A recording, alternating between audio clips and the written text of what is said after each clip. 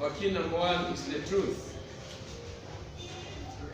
Our message of today is 4 keys of life. And the key number one is the truth. Jesus said, we shall know the truth, and the truth will set us free. Many of the problem that the world is facing is lack of knowing the truth. The reason why we err or why we backslide is because we have not known the truth of the Word of God. The reason why some of us enter into wrong doctrines or wrong religions is simply because we doesn't know the truth. And so I took this example to bring it to you that the truth is like a lion. You don't have to defend it. You cannot defend a lion in the forest. It will defend itself. You look at the characteristics of a lion. It's bold enough. It is focused. It has faith on what it wants to do because it knows the truth. Inajua ya kwamba yeye ndio mfalme wa jangwa, na kwa hiyo amefocus exactly on what he wants to do. So the truth is like a lion. When you know the truth, you will be able to stand. When you know the truth, you will be able to achieve. Unapojua ukweli, utaweza kufaulu katika kitu chako ambacho unafanya. Ukijua ukweli, utasimama katika kazi ambayo uliokuwa unafanya, ama utasimamisha ndoa yako kwa sababu umejua ukweli. Kwa hivyo ukweli ni kama simba, huwezi kutetea ukweli. Ukweli unajitetea wenyewe. So tutajua ukweli na ukweli utatuweka huru. The key number one of our life for every believer or every person living under the earth should know the truth. And you ask me the truth about what? The truth about your life. Why are you living? Why you have accepted Jesus Christ as your personal Savior?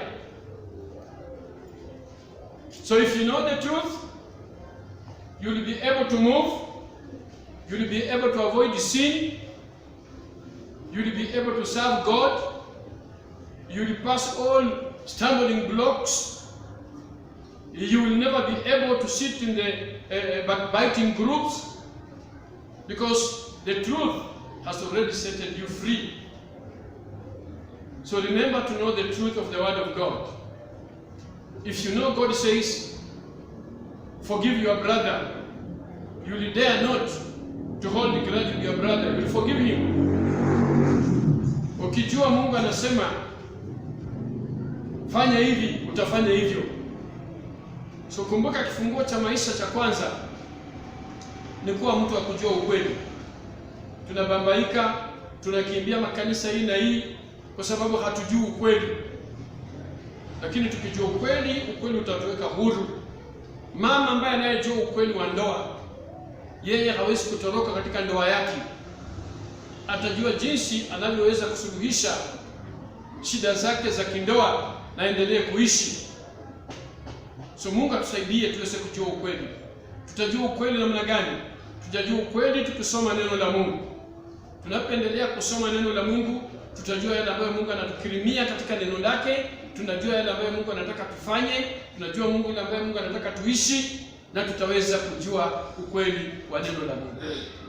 Utajua ukweli na ukweli utawaweka huru.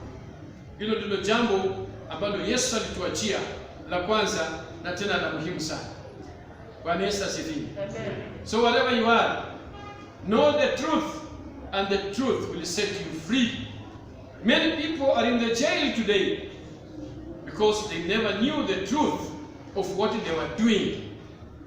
But if you know the truth will set you free. My point number 2 is worries. Umeona kila mara mtu anapotembea ni hofu tu. nitaishiaje, nitakaaje, nitaoa lini, nitaolewa lini, nitapata kazi lini, sina pesa, nitakuwa. So worries inafanya watu wanakuwa na pressure katika maisha yao. Worries inafanya watu wanakuwa na ulcers. So you keep on worrying all the time. Yesu anasema nini kuhusu hizo worries? Matthew chapter 6 verse 25. From Matthew chapter 6, we are taking reading from verse number 25, and we will do reading up to verse number 34. This is Jesus saying, he says, therefore I say to you, do not worry about your life. Most of the worries we worry is about our lives. Mimi nitakuaje? Nitaishi aje? Nitalipaje nyumba? Nitafaulu aje maisha yangu? Nitakuwa aje? Kila mara about our lives. And so the truth of the word of God says, do not worry about your lives. And Jesus continued to say, what you will eat, what you will drink, not about your body, what you will put on. Worries inatokea, nitakula nini, nitakunywa nini, nitavaa nini, nitaishi aje? The Lord continued to say, is not life more than food, and the body more than clothing? And then he gives us an example in verse 26. He says, look at the birds of the air, for they neither sow, nor reap, nor gather in barns, yet your heavenly Father feedeth them. Are they not more value? Are you not more value than they? Yesu anatupa mfano, anatuambia angalieni hawa ndege wa angani. Hawana ghala, hawalimi, hawafanyi chochote, lakini Baba wa mbinguni anawalisha. Je, sisi sio zaidi sana? And remember, I've said there that we are the children of God in the first service. We are created in the image of God, so we are the children of God. Sisi ni warithi wake Baba. Na nasema sisi, je, si ni zaidi ya wale ndege? Don't quote me wrong. I'm not saying that we should not work like the birds. But now Jesus is talking concerning faith of worries. You know, worries takes away our faith. So, yeye anasema angalieni ndege. In another way, ndege huelekezwa na Mwenyezi Mungu. Kwa sababu they believe in God. Mungu atakufanya wewe ambao umebeba mahindi, uchigonge mkono mahindi yanguke chini. Na Mungu akomandi bird ikuje ikule hiyo mahindi. Na ina survive on that day. What is Jesus saying here? Our future, our success, our prosperity is in the hand of God. Let me continue to read this. Verse 27. Which of you worrying can add 1 cubit of his teachers? So why do you worry about clothing? Consider the lilies of the field, how they grow, they neither toil nor spin. And yet I say to you that even Solomon in all his glory was not arrayed like one of those. Now if God so clothed the grass of the field, which today is and tomorrow is thrown into the oven, will he not much more clothe you, O you of little faith? Therefore do not worry, saying, what shall I eat? Or what shall I drink? Or what shall I wear? For after all those things the Gentiles seek. For your heavenly Father knows that you need all those things.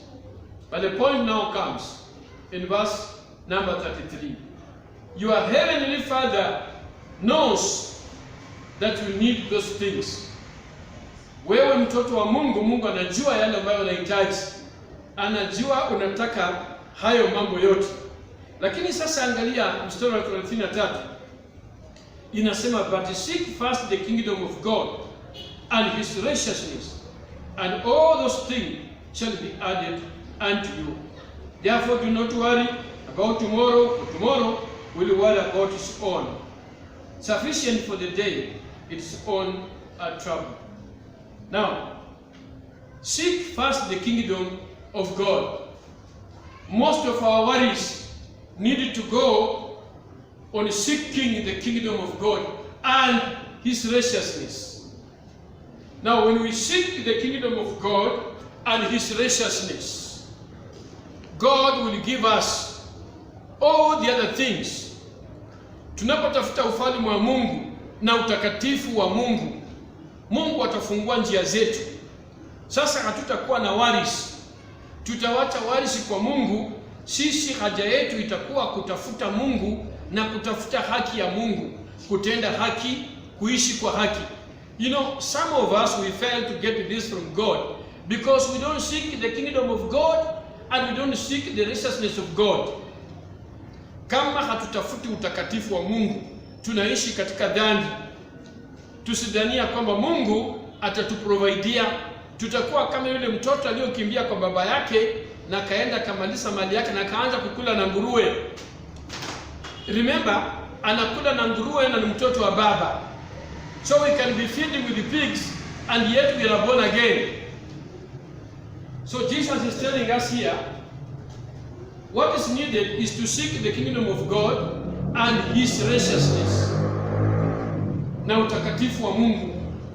Tutafute ufalme wa Mungu na utakatifu wake, na hayo mengine yote ambayo yako worries, yanatuwari katika maisha yetu, Mungu atatusaidia.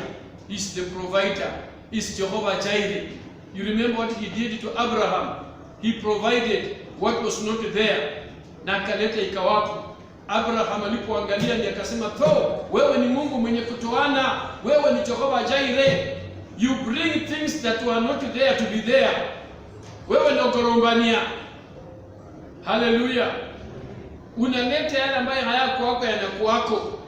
You see, when you seek the kingdom of God and you walk in the righteousness of God, you can see the mighty miracle of God and expectations that you have never seen.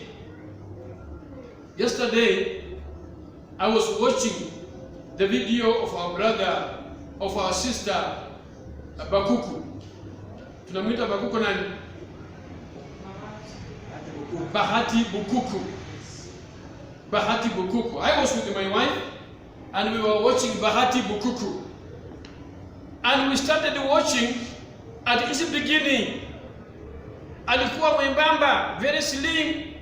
Hana alikuwa anafaa vichafu. But here she was in Dar es Salaam Road. Anashoot video Dar es Salaam. Watu wanaendelea kupita, but anaendelea kuimbia Bwana. And we were seeing anointing of God on her. Very slim. Very, very slim.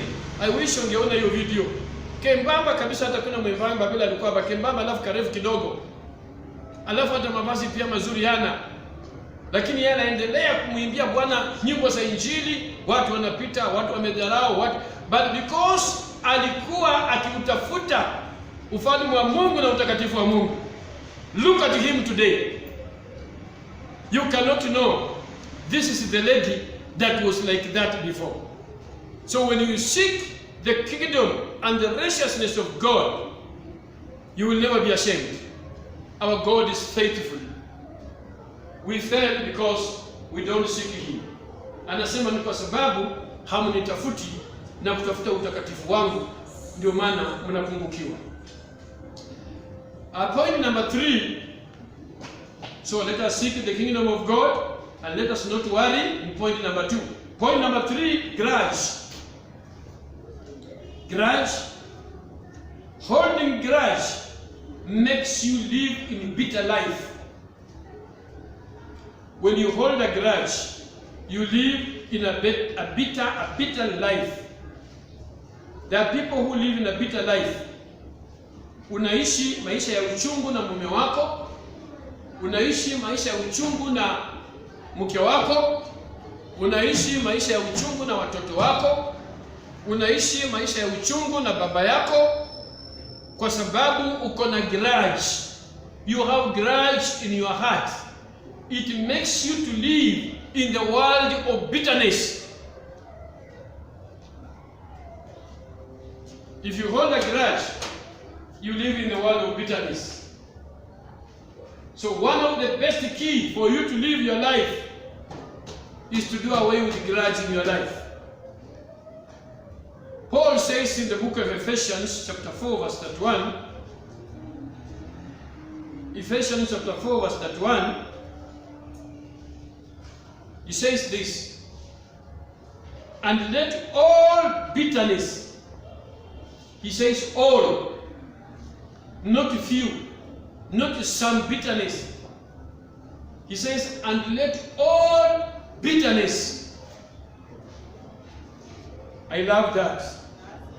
Let all bitterness, wrath, anger, glamour, and evil speaking be put away from you with all malices. These 3 things, 4 things, 5 things that Paul is mentioning here, they are the things that will that will make you not to succeed your life under the planet. If you live in bitterness, in wrath, in anger, in glamour, and evil speaking always, you side with people who speaks against other people. You continue speaking evil always in your life. You will never enjoy your life. So do away with the grudge. The grudge will spoil your life, will spoil your salvation, will spoil your journey to heaven. So the best thing to do, my brother and my sister, wherever you are listening to me, do not live in grudge. Grudge will make you live bitter life and in the world of bitterness. So Paul is advising us here to do away with the grudge, with the angerness. And if we do that, we will succeed in our lives. And our key number 4, which is more important, and I like it, it's more important, is forgiveness. The key number 4 is about forgiveness. If you want to achieve a better life under the planet, learn to forgive. Forgiveness is the key to life. What does forgiveness do in our lives? It makes us strong and healthy. When we forgive, we feel we are strong and we feel we are healthy. So as believers, let us learn to forgive. Wherever you are hearing me, all over the world, if there is somebody who has erred you, please learn to forgive. Forgive him, forgive her. Maybe it's your husband, maybe it's your father, maybe it's your friend, maybe it's your workmate, maybe it's your schoolmate. The best medicine you can do is to forgive. And remember, forgiveness is the key to life, and it makes you strong and healthy. Jesus said in the book of Matthew chapter 6, Matthew chapter 6, the Gospel according to Matthew chapter number 6 and verse number 14. I repeat again.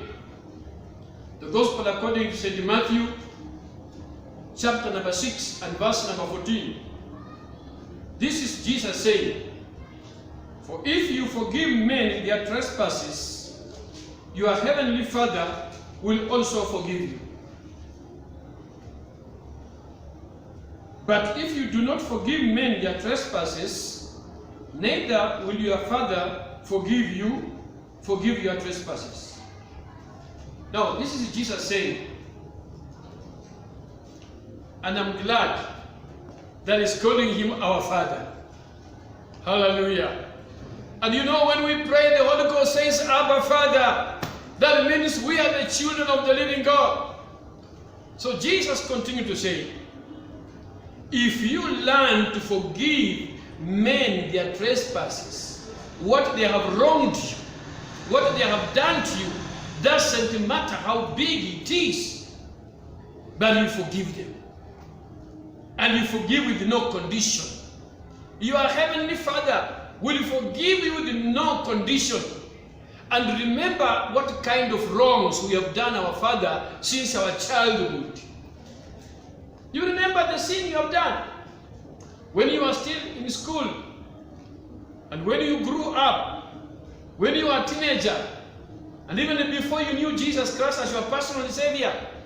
And even after having known Jesus Christ as your personal Savior, how many sins have you done to your Father? Look at the story of a prodigal son. Jesus was giving, that he took what belonged to him, he ran away. Then Jesus is very specific. He says he went and spoiled his wealth in prostitution. And after finishing that, the life now becomes so tough for him. He thinks of his father. He goes back to his father and says, Father, I have sinned against you and against heaven. And the father says, come in, my son. He just embarrassed him and received him and forgave him. That's the kind of forgiveness that Jesus was saying. Na Yesu pia akapeana hadithi nyingine, akasema kuna mtu ambayo alikuwa amekopa deni kubwa na mfalme. Basi mfalme akaenda akamwambia, nipe deni yangu, nipe pesa zangu. Akasema, Bwana, sina hizo pesa zako, hata kama ni 10,000 sina, nikipata nitakupea. Mfalme akamwambia, watoto wako watachukuliwa na mke wako na wewe mwekwe ndani. Akasema, akaanguka mbele yake. Basi mfalme akamwambia, sasa nimekusamea kabisa kabisa, usinilipe chochote. Akamwachilia. Huyo jamaa akawa na furaha kabisa. Lakini alipofika njiani, akakuta mwenzake naye alimkopesa shilingi 500. Akamwambia, bwana, hebu zile 500 zangu. Kama akamwambia, bwana, bado nina hustle, sijapata, nikipata nitakuletea. Akasema, nini? Akamshika tai katika kwamba, nataka shilingi zangu 500, wewe usinichezee. Kama akamwambia, ni kweli bwana, kibarua kimekuwa kigumu, nimehustle sijapata, nitakurudishia. Lakini yeye akamchukua, akampeleka, akamweka ndani, akasema, fungeni huyu mpaka jamaa zake watakapoleta hiyo shilingi 500. Na kumbe kuna mfanyakazi wa mfalme alikuwa anaona. Wewe unaweza kujijasia mfanyakazi wa mfalme ni nani, ambaye yeye huona yanayotendeka katika sirini.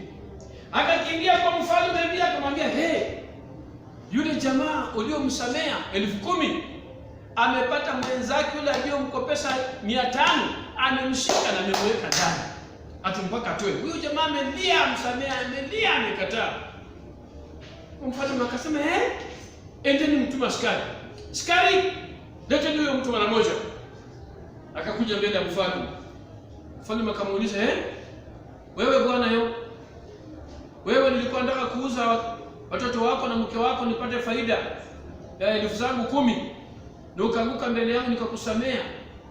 Na wewe unapata mwenzako amekukopesa shilingi 500, unamshika na mweka gereza kwa sababu wewe hauna moyo wa msamaha. Askari, shikeni yeye mweke ndani mpaka atakapopata kulipa hizo 10,000 zangu 10. Now you see, brothers and sisters, what was Jesus saying here is that if we don't forgive, neither our heavenly Father will never forgive us. So the fourth key in our life is to learn how to forgive. And if you want to live super life, if you want to be a friend of God, if you want to live closer to God, learn to forgive in whichever problem may come in your life. Forgive. Forgive and forget. Wewe ndio utakuwa rafiki wa Mungu. Nimesema katika maisha kifunguo ya kwanza ni kuwa mtu ambaye unajua ukweli ya mambo yote unayosikia, mambo unayoyatenda, mambo unayoyafanya, umejua ukweli wa hayo mambo. Nikasema ya pili ni kuachana na mambo ya worries, hofu in your life. Wachana na mambo, kila mara tafuta Mungu kwa ajili ya maisha yako. Tafuta ufalme wa Mungu na tafuta haki ya Mungu. Nimesema usiwe mtu wa kushika grudge. Manake grudge itakufanya uishi katika ulimwengu wa uchungu, machungu. Nimekutana na watu ambao wako na machungu katika mioyo yao. Akikwambia unasikia kweli huyu jamaa, huyu mama ako na machungu, maana grudge ndio imempa machungu. Hata kama ulijenga boma kubwa nzuri na mzee amekufukuza, forget about it. Forgive him. Under life, God will never forsake you. Mungu atakuwa na wewe, atakuongoza, atakulinda, kwa sababu uko ndani ya mkononi mwa Bwana. Wacha kuwa na grudge. And finally, we are talking of the master key. That is forgiveness. Hiyo ndio imeshinda watu wengi. Mtu anasema yangu na huyu itaishia mbinguni. My friend, if you don't forgive here, hakuna mbinguni tena cha kesi ya kuforgive. Forgive here. And when you do that, God will bless you. So, tusingatie haya mambo. Tunapotembea kama Wakristo, kuna mambo mengi ambayo tunakutana nayo katika maisha yetu. Na kama vile nilivyosema katika mahubiri yangu mengine, ya kwamba shetani anatuchukia na ameinua vita na sisi. Kwa hivyo tunapotaka kupigana vita vizuri, ni lazima tujue kutoa haya mambo yote, ndio tuweze kuwa maskari wa kusimama kupigana vita na shetani. Let us pray. Baba wa mbinguni, tuko katika safari ya kutembea, na hii safari ina milima na mabonde, ina mambo mengi. Tunakuomba ewe Yesu, ukafungue akili zetu tuweze kujua ukweli wa maisha yetu, na tuweze kujua yale ambayo ulitukirimia katika maandiko yako. Tusaidie tusiishi na hofu kila mara katika maisha yetu, na vile vile mioyo yetu isiwe na uchungu, tuwe watu wa kusamea, ndiposa tuishi kama vile wewe ulivyotaka tuishi. Baba, tunakushukuru kwa kuwa wewe umetupenda. Naombea wote ambao wamesikia ujumbe huu mahali popote walipo, Bwana Mungu wetu, kwa uwezo wa Roho Mtakatifu wasaidie Bwana, ili wawe watu wa kusamea yale yote ambayo imeyakuta maisha yao. Naombea wagonjwa mahali popote walipo, Bwana, wako wapokee uponyaji katika jina la Yesu Kristo.